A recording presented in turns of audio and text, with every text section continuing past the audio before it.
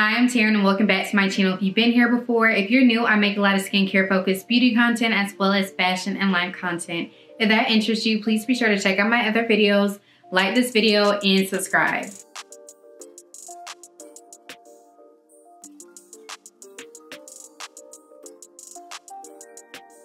So I've gotten a few recent comments on my first impressions in Charleston video, mainly asking about how's it in 2022, what's up with the city, and people just looking to move there. So I wanted to do an updated video about living here.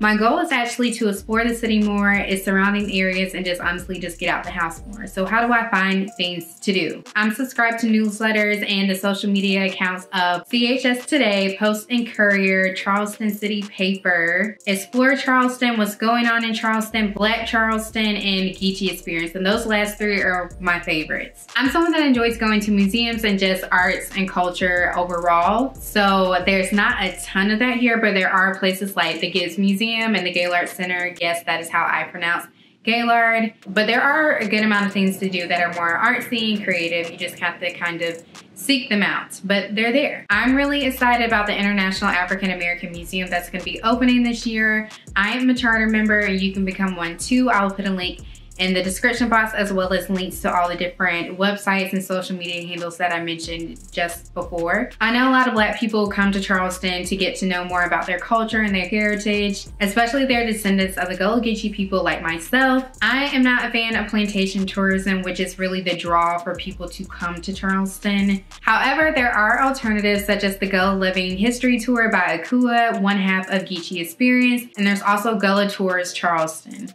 Another way that I like to find things to do is just to follow people that are experts or content creators in the fields that I enjoy. So for instance, I love food, so I follow chefs in the area and other food content creators that live in Charleston. I also like to follow journalists and the people behind those publications too, because they're always posting about something to do. You can follow influencers, content creators, people that you know are always going to be doing something and getting out of the house. So when it comes to dating, I can't really give you any advice or what it's like. I can only kind of give you what I've seen some of my friends go through or what they told me about the dating experience here. I know a lot of people come to Charleston with a significant other or they're in a long distance relationship. From what I've seen and heard, if you are a straight woman, your options are either a military dude or a fisherman dude or some type of hybrid of both. But yeah, I really don't know. I see a lot of people complaining about the dudes in the area, so I really can't speak to that. Another thing I like to do is to join a Facebook group when I move to an area. So I'm in the Charleston Girls Group Facebook group. I will put a link in the description box to that as well. That's for women in the Charleston area, basically. And to make friends, I use Bumble BFF. I talked about this in my Dallas video. A lot of people that I meet here are actually trying to leave here, so that's, you know, always something that's going on. But I want to mention that I feel like this place is kind of tricky. I feel like you have your college students and then you have your people that are married with kids, like a younger family or just like younger married couples.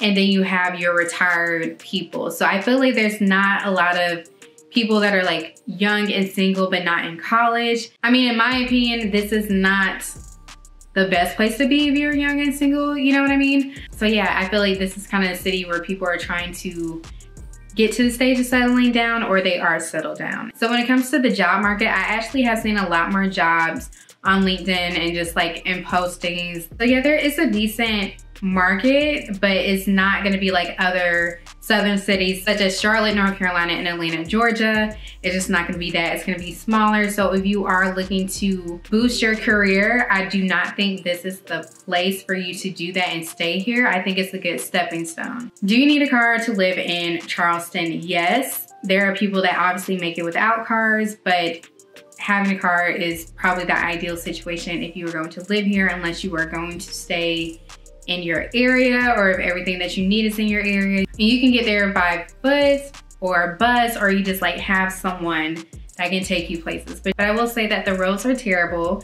If you are looking to move here, you do not have to get your car inspected, just if you're wondering about that. So the weather, I mentioned this in the last video, is not all sunshine and sand on the beach. It definitely gets cold here. It varies, it fluctuates, as you probably hear with I would say most of the southern area, but it's kind of like an all over thing for the weather to kind of fluctuate at this point. Okay, so the cost of living, I said this in the last video, I'm pretty sure that I don't think that the cost of living here matches basically the amenities of living here. Like, okay, sure, you have the beach, but what else do you have? I don't think that the cost of living here adds up to what the city provides. That's just my opinion. There are probably some other opposing beliefs, but when it comes to the rents, it's way too high in Charleston and all the surrounding areas. And I would say the cost of food is higher than it is in, say, like Columbia, which is an hour and 30 minutes away or 2 hours away. And then gas is higher than it would be in Columbia as well.